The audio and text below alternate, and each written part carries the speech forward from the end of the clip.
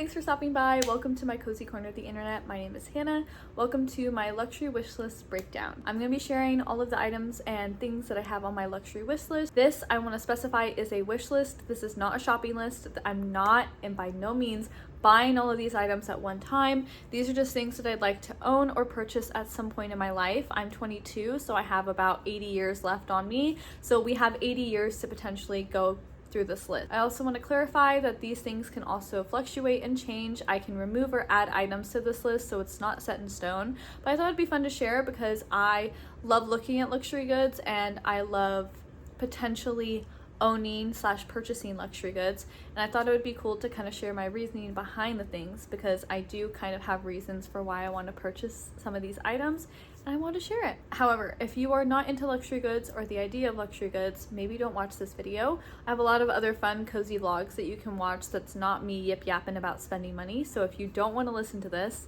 you don't have to stay here. I'm not going to force you. But for the people that do want to stick around and hear about what I would like to purchase, let's get started. I have everything on my iPad. The brands that we're going to be talking about today are Dior, Louis Vuitton, Chanel, Givenchy, Repetto, Dolce & Gabbana, and then 2 perfumes. We have Diptyque and Celine. So let's get started. First, I'm going to start with Dior. I'm going to start with the 2 items that I'm going to be purchasing in the near future. These are things that I've talked about for a couple of months. I've shared about them before, and I also have a very important reason behind why I'm getting these 2 items. So let's get started. The first thing is going to be the Dior passport cover. This retails for $550. This is what it looks like. I just got my passport and I have intentions of traveling to Korea this coming January, so these hopefully would be purchased in December. The passport cover is pretty self-explanatory. It covers your passport. I thought it'd be really nice to splurge a little bit because I do have intentions of traveling quite a lot over the next couple of years, so I would definitely get a lot of wear out of this, and I just thought it would be really nice to have kind of like a coordinated bag, wallet, and passport cover situation. I already own a Dior wallet, that's why I'm specifying, and it's in the oblique pattern. Pretty standard and cute. And then the second thing that I hopefully would be purchasing is the Diorly bag. This is in the size medium. It's in the chocolate suede calfskin with gold hardware, and this retails for $4,500. This is probably my dream holy grail bag. If I could be a bag, this would be me. And I'm gonna do a quick breakdown because I actually was looking at another bag that's pretty similar from Coach. This is the Coach Chelsea. I think this is a 25. I'll correct myself if I'm wrong. They look pretty similar, but there's a reason I went with the Dior bag and not the Coach bag. And it's not because it's Dior. If we're gonna look at it size comparison wise, they are different sizes. The Dior bag is bigger in terms of how much you can hold. The Chelsea bag is slightly smaller, and that's one of the reasons I went with the Dior bag. This bag is going to be used as my travel bag as well as an everyday bag, and with it needing to be a travel bag, I would like it to fit my iPad. This is my 10.5-inch iPad Air, and with that it needs to be able to fit in the bag, and unfortunately the Chelsea 25 is not big enough to hold my iPad comfortably. People can argue that I can just have the flap be up higher, but the idea that the flap doesn't close all the way would stress me out and really bother me, which is primarily why I'm not going with the Chelsea bag. I just don't like the idea that the flap won't close all the way, and that's why the Dior bag is more preferable as it's bigger and would be able to fit my iPad more comfortably. And the second reason is the Chelsea bag is more of a shoulder bag. The strap is not as long. I'm a petite person, and the idea that this would be sitting so far like up on my body just bothers me. I don't like having my arms jut out because I have something under it, and I'm just not really into shoulder bags. They're just not my personal cup of tea. And so the Dior bag has a longer strap. It sits a little bit lower. It's more about waist hip length, which is more preferable for me, especially for an everyday casual bag, and that's ultimately why I went with the Dior bag instead of the Coach bag. But if my reasonings weren't actually concerns, the Coach bag would have been bought 100%. I think it's beautiful. It's made out of brown suede, gorgeous with gold detailing. The Chelsea bag is beautiful, but the Dior bag is more practical and aligns more with my everyday use and the travel bag potential. Next are just my regular Dior wishlist items. The first one is a mini lady Dior. The color is dependent on what they have available and what really draws to me. I initially wanted a black one back when in high school, but I'm honestly open to any color. They've recently come out with a lot of beautiful colors, so whenever I'm in the market to purchase it, any color will do. And this retails for $5,500, which is a lot, but I would be getting a lot of wear out out of it, and it would definitely be something that I would be using for years and years and years. The last kind of like leather good, small leather good item is the Dior travel key case. This retails for $420, and I'd be wanting the oblique pattern. Again, we're kind of sticking within the same theme of everything kind of being cohesive in terms of their small leather goods. I own 2 Louis Vuitton key cases. I use them every day. They're my most used luxury item that I own. I have all my cards in it, and I have it on my lanyard, so it goes everywhere with me, and I just find them really convenient.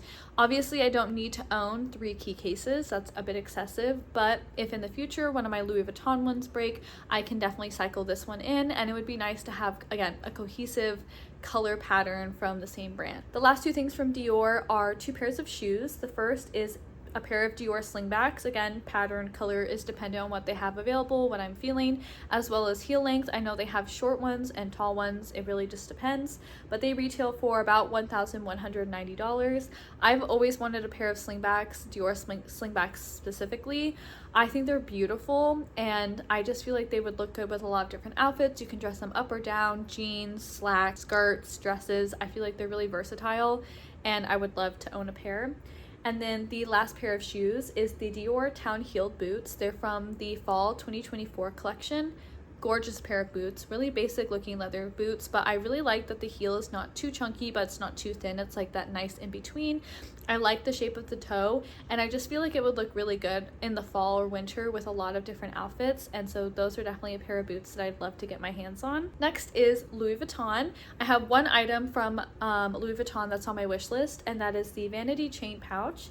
It's $2,870, so it's definitely on the cheaper end comparatively with the other brands, but Louis Vuitton has been my mom's dream brand, and I actually bought her a bag, a wallet, and I think they're called bandeaus. I got it for her for Christmas last year with the help of my sister and my husband Daniel, and it was a really fabulous surprise that we were able to do for her. I love you, Mom, if you're watching today's video. Personally though, for me, Louis Vuitton hasn't really been a brand that I'm like super into. I love their small luxury goods and a couple of their bags. This bag specifically is what's really been on my wish list for about 2 years now. Would love to get my hands on it. I feel like it'd be a really nice kind of everyday bag for when I'm dressing more monochrome, as I feel like the colorway would just be really nice on like an all black or an all gray outfit. I don't know, I just feel like it'd be really nice to kind of dress up an outfit a little bit. And I also have been a huge fan of vanity bags for a really long time, and yeah, just absolutely love and adore the style of this bag. Next we have Chanel. Chanel is probably the most expensive brand that we have on this list. On my wish list, which is why I don't own anything from Chanel and probably won't for quite a while, but we're still going to include it. The first bag is the small flat bag. It retails for $5,500, and I'd want it in the black calfskin, or I think they use lambskin, but I could be wrong. I'll correct myself. This is what it looks like. Gorgeous gold hardware. And then also I have the classic 1112 handbag, which retails for $11,700. It's bigger, it's more of their classic bag. They look the same, they're just different sizes.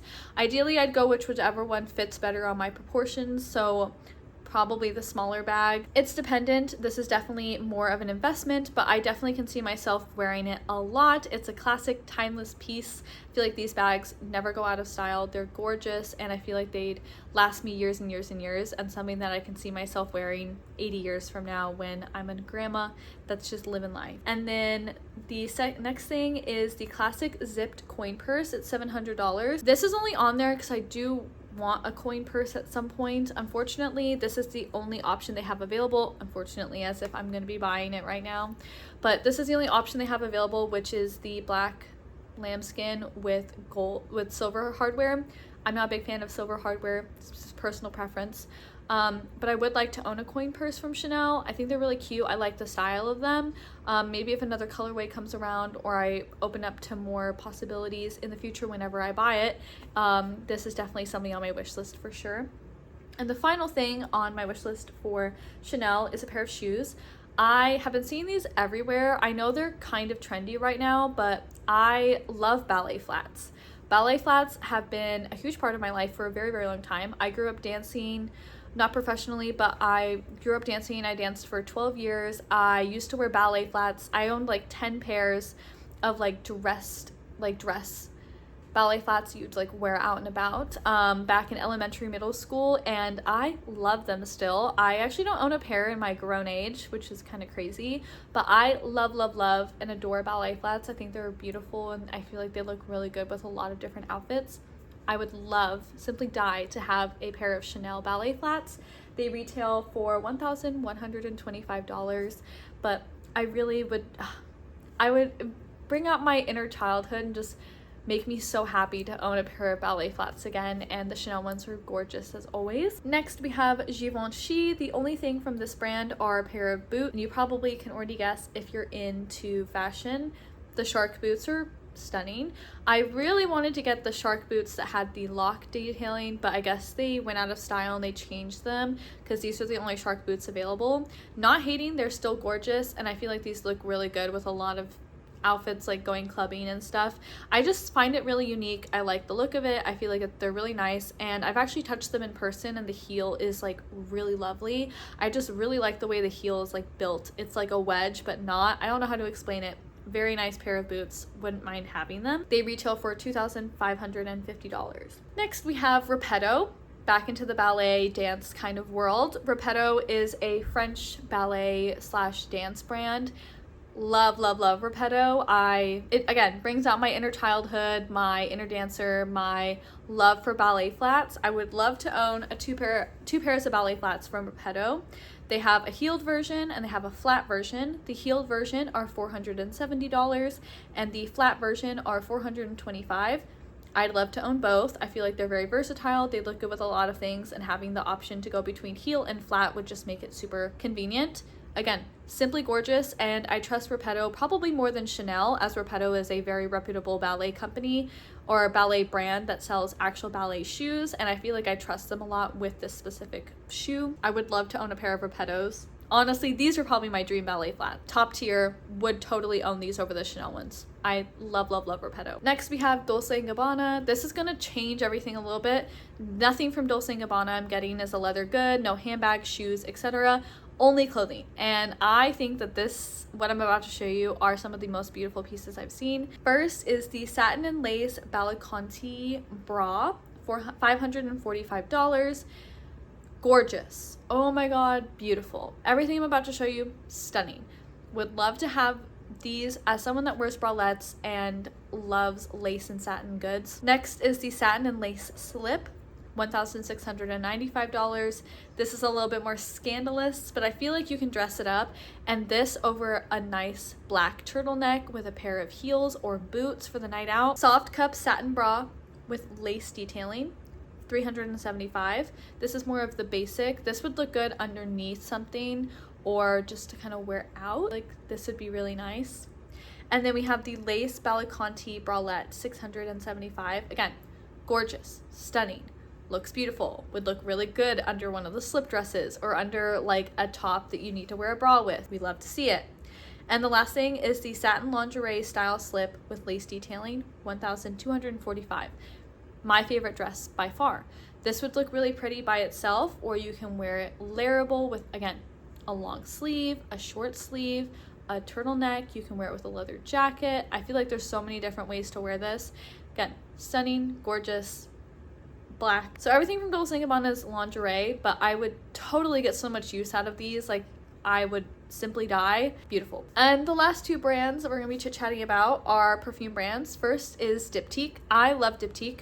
I have a hair perfume from them, favorite scent ever. They're also such good quality. I sprayed one of their perfumes on my wrist once and it lasted all day. Like, I mean, the scent was on me all day. And as someone that loves perfume and knows a lot about perfume, Diptyque is probably a perfumery that I would recommend to anyone because they make such good quality perfumes in my opinion. So the two perfumes that I'd like from Diptyque are Filascos, I think is how it's pronounced, $260, and the Eau de Parfum, $260. Filascos is fig.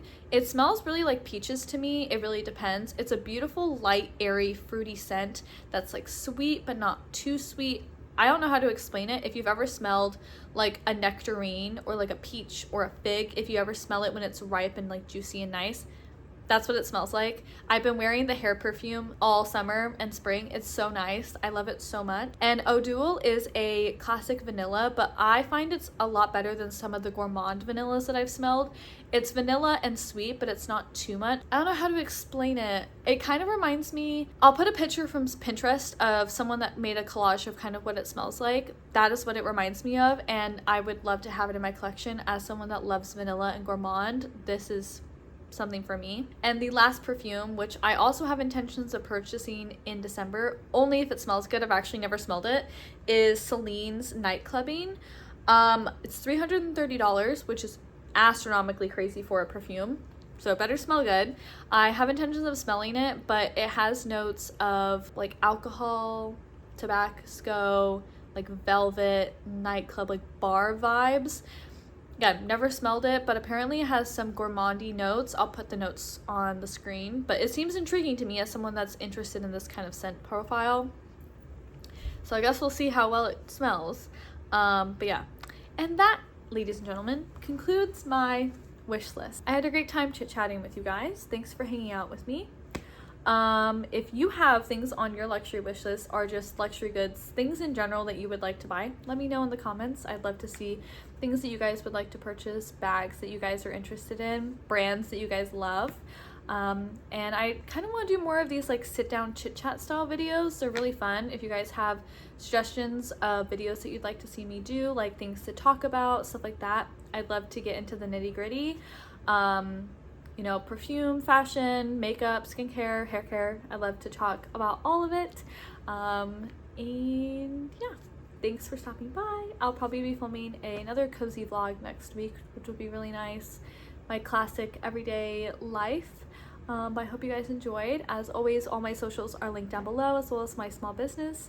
I will be having a Halloween/fall drop happening next month, so please look out for that. And yeah, thanks for stopping by and hanging out with me, and I'll see you guys next time.